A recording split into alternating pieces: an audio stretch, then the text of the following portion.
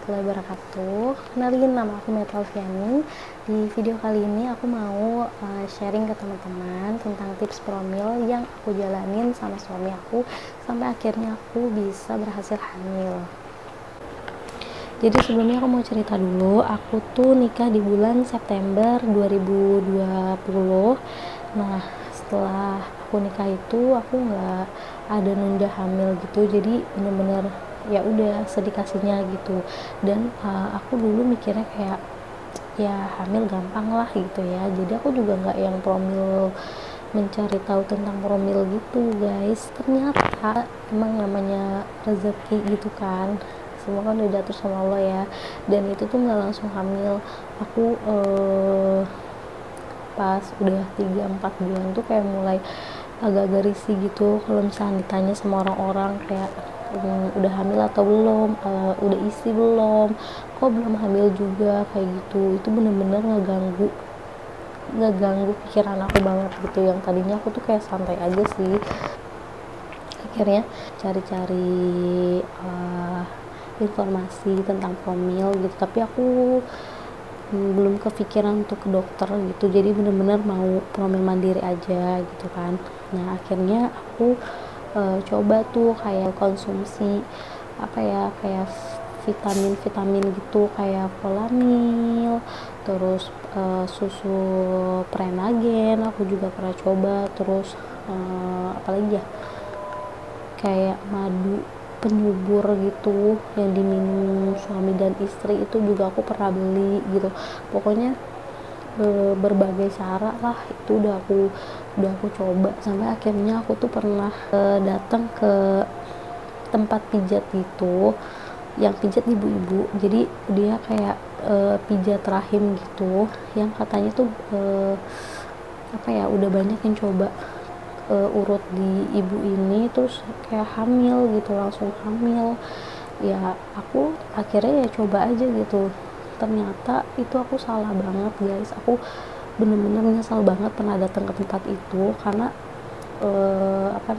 ternyata itu malah memperburuk keadaan gitu loh. Aku yang biasanya mens itu ya biasalah, kalau sebelum mens itu kan biasa suka sakit ya perutnya gitu.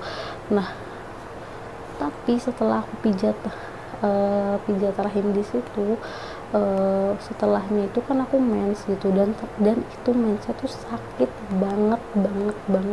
Itu bener-bener kayak 5 kali lipat dari sakit mens yang biasanya aku rasain gitu loh. Jadi bener-bener sakit banget sampai aku nggak bisa ngapa-ngapain, sampai bangun aja tuh nggak bisa gitu loh, jalan aja aku udah nggak bisa. Jadi bener-bener parah banget.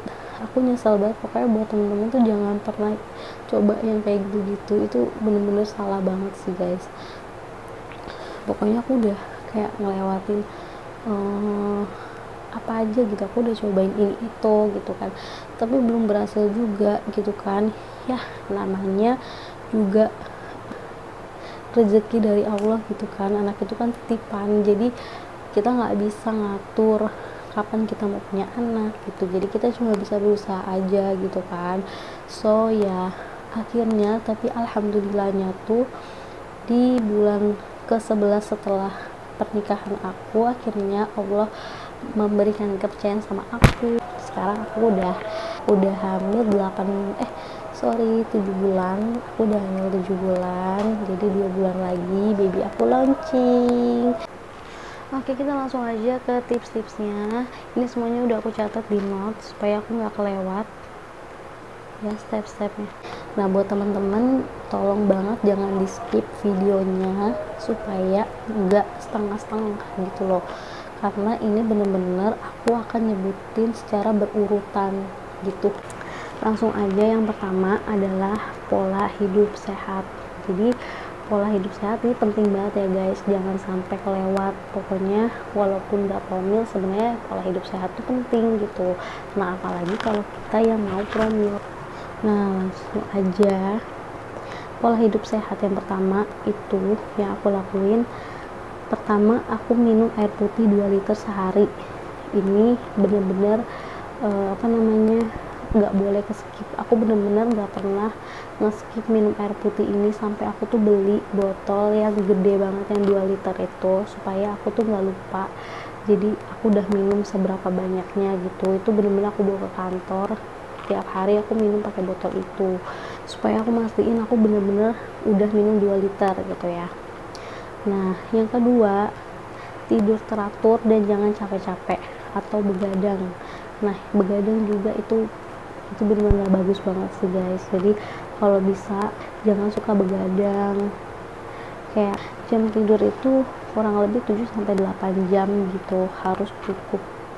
Jangan sampai kita kurang tidur atau begadang, itu benar-benar bikin lemes banget. Jadi badan tuh kayak nggak fit gitu loh.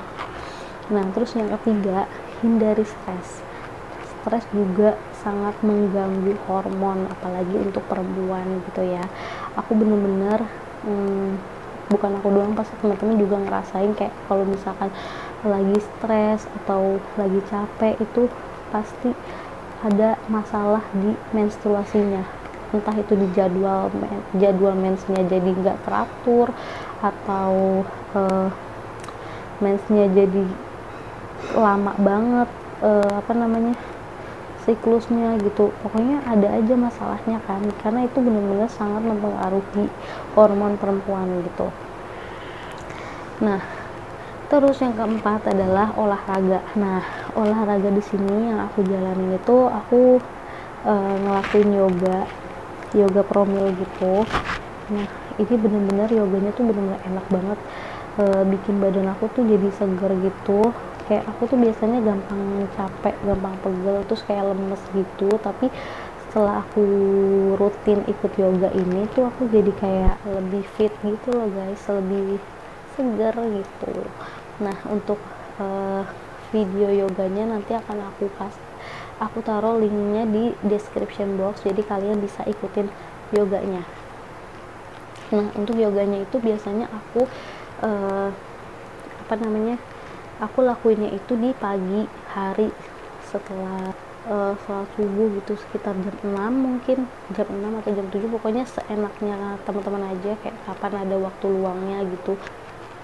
Tips yang kelima, hindari rokok dan minuman alkohol. Buat yang ngerokok atau suaminya ngerokok, mungkin bisa di stop dulu gitu ya, atau dikurangin rokoknya gitu. Nah, suami aku juga ngerokok dan aku juga bilang sama suami aku untuk berhenti ngerokok dulu gitu. Jadi rokok no banget ya, untuk yang lagi promil jangan ngerokok gitu. Nah, tips yang keenam, makan makanan yang bergizi. Nah, jadi untuk makanannya sendiri itu bermacam-macam ya, kayak makan sayuran, jangan makan yang junk food gitu. Jadi biasanya aku itu tuh kayak buah-buahan tuh jarang, tapi pas promil itu aku lebih banyak makan buah-buahan gitu. Jadi di pagi hari kayak aku mau berangkat kerja itu aku sama suami makan buah alpukat pakai madu, itu enak banget guys. Jadi kalian bisa coba itu. Nah, aku biasanya belinya yang buah alpukat mentega gitu, itu enak, itu benar-benar enak itu dan gak pahit. Terus biasanya siangnya gitu aku suka ngemilin pisang gitu kan, sama kurma muda aku juga suka makanin sama suami aku berdua gitu. Kurma muda juga enak banget. Jadi menurut aku makanan sehat itu enak gitu loh, kayak buah-buahan itu enak. Jadi aku nggak merasa tersiksa juga sih gitu kayak makan buah-buahan itu. Nah, terus tips yang ketujuh adalah hindari junk food yang berlebihan. Jadi sebenarnya sih lebih baik lagi emang gak makan junk food gitu, tapi jujur aku sama suami aku tuh nggak bisa kayak weekend itu pasti masih ada kayak makan junk food, tapi bener-bener kayak kita batasin banget. Yang biasanya tuh kayak sesuka hati, sepengennya gitu, kalau lagi pengen beli junk food ya beli gitu, tapi sekarang tuh bener-bener kita batasin, kayak seminggu tuh cuma sekali makan junk food gitu loh. Sisanya ya kita masih makan sehat gitu, kayak masih makan buah-buahan, makan sayur-sayuran gitu kan, yang penting dibatesin gitu. Nah, terus juga untuk sayur-sayurannya aku suka makan telur rebus gitu. Itu biasanya sih kalau weekend ya, kalau misalnya aku sarapan aku suka makannya tuh telur rebus, terus dicampur sama apa namanya, brokoli, terus kayak rebusan wortel juga, terus dipakai mayones, itu juga enak banget. Pokoknya sebenarnya kayak gitu enak gitu loh guys, jadi aku nggak merasa terbebani gitu karena aku suka gitu loh. Nah terus kalau siang harinya aku suka, pokoknya harus banget makan yang ada karbonya, protein sama sayuran tuh. Nah terus kurangin makan tepung-tepungan, gorengan yang merusak hormon kesuburan. Nah jadi ya kalau gorengan tepung-tepungan itu sama kayak jatuhnya kayak kayak junk food yang tadi gitu loh. Aku nggak bisa menghindari itu, kadang masih makan juga gitu kan. Makanya aku lebih memilih untuk mengurangi gitu loh ya. Misalkan biasanya makan 3, jadi makannya sekarang tuh cuma 1 kayak gitu, dan nggak sering-sering juga gitu. Kayak pokoknya walaupun aku makan gorengan, tapi tetap sebelumnya aku tuh udah makan yang sehat-sehat dulu, kayak makan buah-buahan dulu, makan sayur dulu gitu. Terus tips yang ke-10, minum detox rahim. Jadi aku sendiri doang ya yang minum, aku jadi suka minum. Jadi aku minum detox rahim yang ramuan JSR yang dari Dr. Zaidul Akbar itu.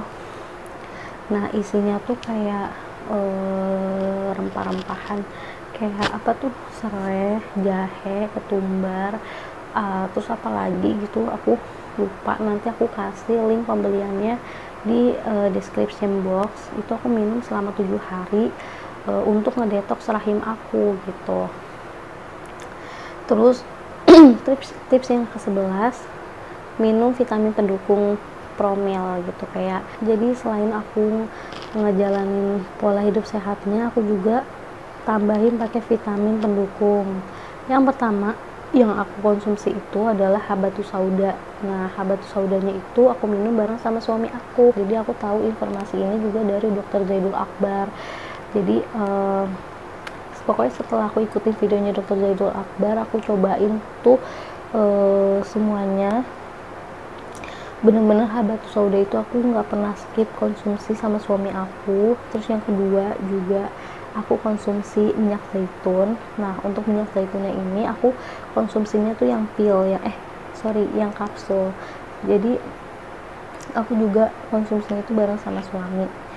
Terus aku juga minum madu setiap hari gitu. Jadi habatus sauda, minyak zaitun sama madu itu adalah 3 serangkai yang nggak boleh lupa untuk dikonsumsi gitu ya. Itu yang aku dapat informasinya dari Dr. Zaidul Akbar. Vitamin yang terakhir yang aku konsumsi dan menurut aku ini yang sangat membantu aku pada akhirnya aku bisa hamil itu vitamin Ovacare sama Oligocare. Nah ini tuh Ovacare-nya untuk yang perempuan, Oligocare untuk laki-laki. Nah, aku konsumsi si Ovacare sama Oligocare ini baru 1 kali, maksudnya sebulan gitu, dan akhirnya di bulan depannya aku langsung hamil gitu. Jadi buat temen-temen yang pengen coba konsumsi juga, nanti aku kasih link pembeliannya di description box, jadi teman-teman bisa langsung beli aja dan cobain vitaminnya. Kalau misalkan konsumsi vitamin itu jangan lupa pola hidup sehatnya juga dijalanin gitu, supaya saling mendukung satu sama lainnya gitu. Tips yang ke-12 adalah kenali tanda masa subur. Nah jadi kalau bisa teman-teman berhubungannya itu pas lagi masa subur, karena itu meningkatkan peluang untuk hamil gitu ya. Nah biasanya aku itu catat tanggal haid aku biasa di kalender menstruasi gitu ya. Nah nanti bisa ketahuan di situ tanggal masa suburnya itu kapan. Nah setelah itu aku samain sama tanda-tanda yang ada di tubuh aku gitu. Kayak misalkan contoh ya, tanda-tanda lagi masa subur tuh kayak misalkan payudara tuh sakit, terus kayak perut tuh agak kram, terus ada keputihan kayak lendirnya, keputihan yang lendirnya tuh kayak putih telur gitu, itu salah satu tanda masa subur. Biasanya kalau aku udah nemuin tanda-tanda itu, aku langsung berhubungan sama suami aku gitu. Nah tapi buat teman-teman yang mungkin nggak ngeh atau kayak nggak ada tanda-tandanya gitu, bingung, ya bisa berhubungan itu 2 hari sekali gitu ya. Terus setelah itu juga, setelah berhubungan jangan langsung buru-buru bersih-bersih gitu.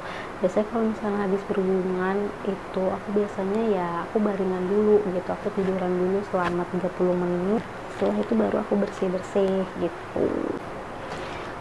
Selebihnya tinggal jangan lupa berdoa sama Allah, yang minta sama Allah yang terbaik gitu, diminta untuk dikasih keturunan di waktu yang tepat gitu ya. Jangan pernah capek untuk berdoa dan berusaha gitu. Pokoknya buat teman-teman yang lagi berjuang, mudah-mudahan cepat dijaga sama Allah, cepat dikasih keturunan sama Allah. Jangan menyerah, pokoknya jangan pernah berhenti berdoa sama Allah dan berikhtiar gitu ya, tetap positif thinking, pasti Allah akan kasih waktu yang tepat. Nah segitu aja untuk tips promil dari aku, mudah-mudahan video ini bisa jadi referensi teman-teman yang lagi promil juga. Semoga tips-tips promil ini bisa berhasil juga di teman-teman gitu. Jangan lupa untuk like, comment, dan subscribe channel aku supaya aku lebih semangat untuk bikin konten bermanfaat lainnya. Sampai ketemu di video selanjutnya. Assalamualaikum.